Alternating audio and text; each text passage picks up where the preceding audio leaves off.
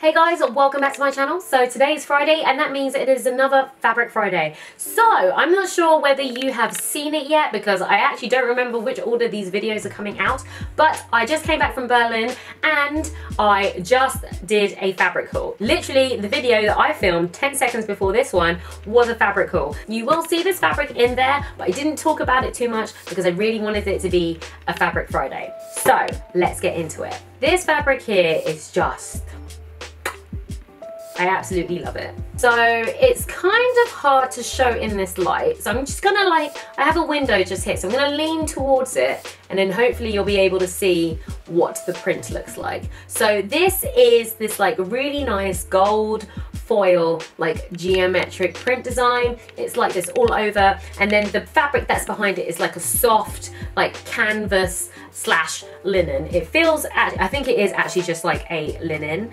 It's very, very soft, but this is not a fashion fabric, I found out. It doesn't matter though. I really, really like it. This is like a good thing to make homeware out of, and that's what we're going to talk about today. So just there again, I'll do a nice little close-up, but you can see just it's a really, really nice fabric. It actually looks really pretty good on, but as I said, I think this is more suited to home decor than it is to actually wear it. But it's still a fabric and it's Friday, so let's talk about it some more. Okay, so as I was saying before, this is a linen slash canvas material. It's still very, very soft, and this foil print that's been put on top has been put here with a technique that we call screen printing. On closer inspection, it is definitely something that has been screen printed. Now there are lots of different ways you can screen print something. You can do it by hand, you can do it by machine. This looks very, very precise, so I would probably say that this has been screen printed with a machine. Basically, screen printing is a way of printing a repeat pattern onto a fabric through pushing dye or paint through a stencil, and there are lots of different ways you can do it. But then you have a screen. Now these silk screens are things that you can, it's basically a wooden frame with a very fine mesh or silk, depending on what it is, and it's been pulled very, very, very tight over the frame, so tight you could bounce a coin on it, and it's super, super fine, and it only lets in a little bit of paint at a time. The most common technique is that you would put your design, so you can do it by hand and you can do it by machine. There's a way that you can kind of burn your design onto the silk, and you do this by putting this a solution that you would put all over the silk, and it will it's quite thick, and you put it on and you kind of wait for it to dry. Once you've done that, you would have your design on a transparent piece of paper, projector paper, and you'd print it on there so that the bits that you want to show up will be in a dark color. And what you would do is that this solution that you put on the screen is photosensitive, so it will develop in light. So you kind of have to do that bit in the dark.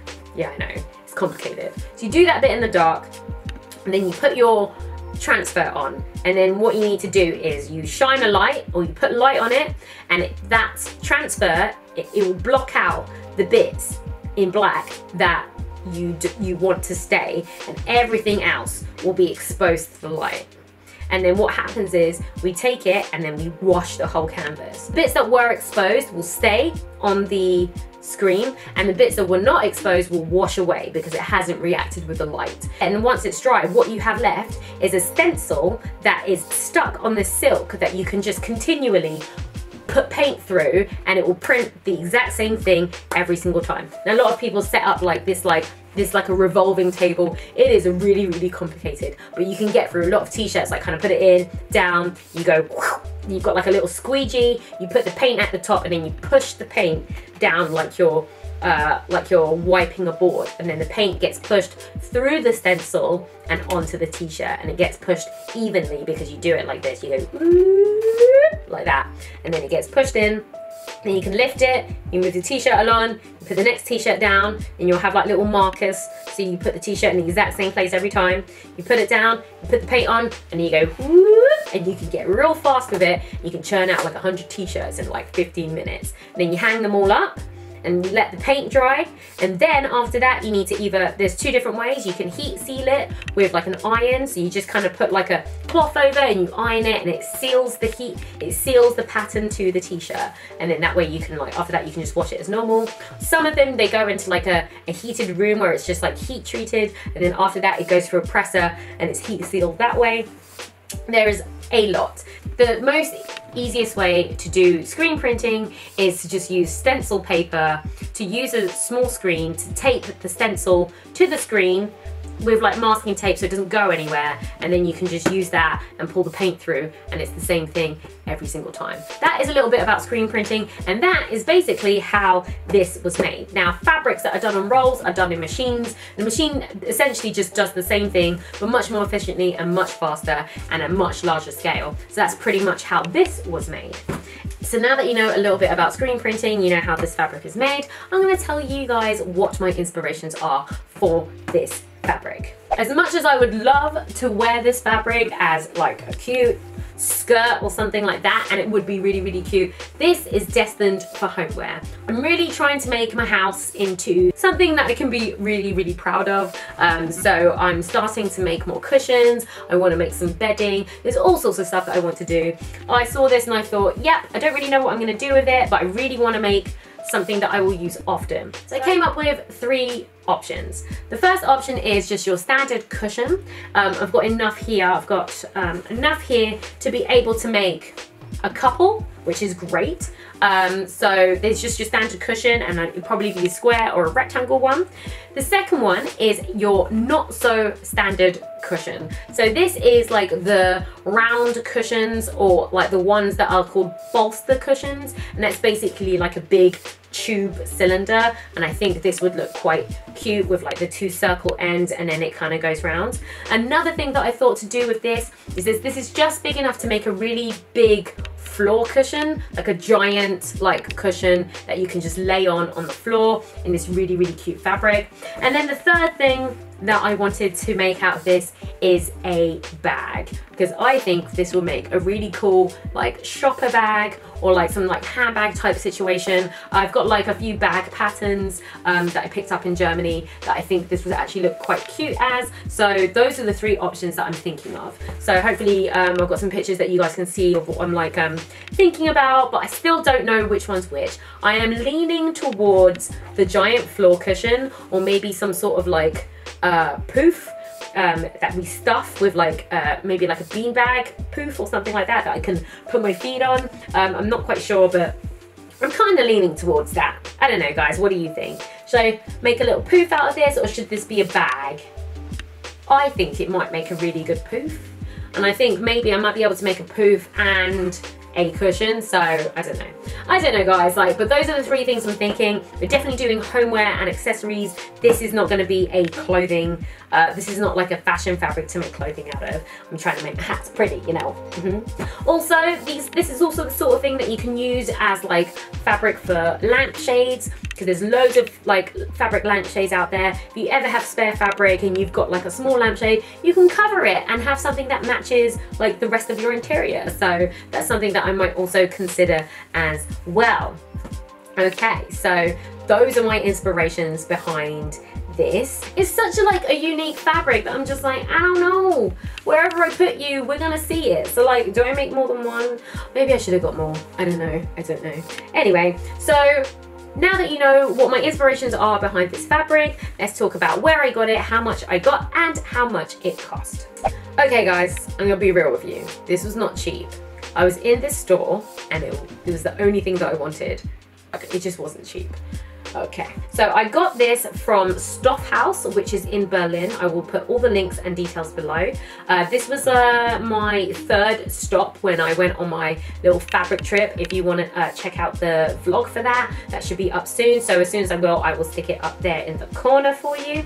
But I went to STOFFHAUS. They had lots of other fabrics, but this was kind of in like the linen and like homeware section, and it was next to other like gold foiled fabrics. There was one that had palm trees, there was one that had pineapples. I almost bought the pineapple one, but I think this one kind of got me more. So that's where I got it from. This was really pricey. I think it was really pricey. It was €19.95 a meter, and I picked up 1.5 meters. Yeah, I really wanted it, and I wanted to make sure I have enough to at least do like one of those 3 things. So I definitely have enough to do that, but I wasn't gonna buy any more, not at that current price. I think it was like quite expensive for what it was, and I think the reason why it was expensive is because of the pattern and the type of fabric. Like normal screen printed things aren't this expensive, but because it was gold foil, so it's metallic and it shines, I think that's what drove the price up. So I wanted it to be shiny, so I think I'm definitely getting what I pay for. And I think if I was to buy the cushion that I'm planning to make, or even the bag that I might make out of this, if I was to buy this, it would be like 3-4 times as much. So I don't feel bad about buying it. I just wish it wasn't as expensive, because it means that if I want to get more, I've still got to buy more, you know. €19.95. I picked up 1.5 meters, which is more than enough. Whoop, there we go.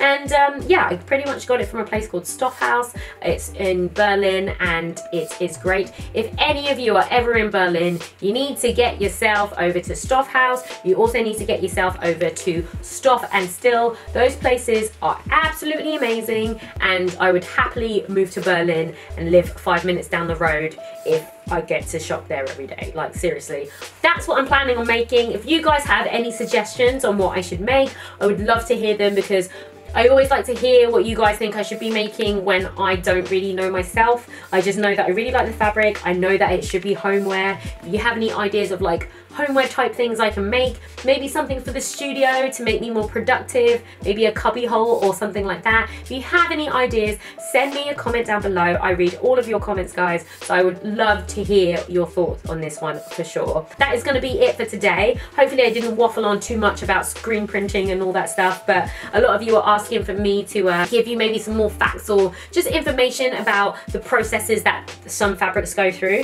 I happen to have a little bit of experience with screen printing, so I try to explain it the best that I can, but hopefully, you know, hopefully it's piqued your interest enough for you to go and research the rest of it yourself. But like, it's a really good way to get like really exact and like perfect prints, and yeah, and there's also really easy ways to be able to do it yourself at home. So I hope you guys hopefully, you know, have a little look, and hopefully your curiosity gets the better of you and have you out there screen printing your own stuff.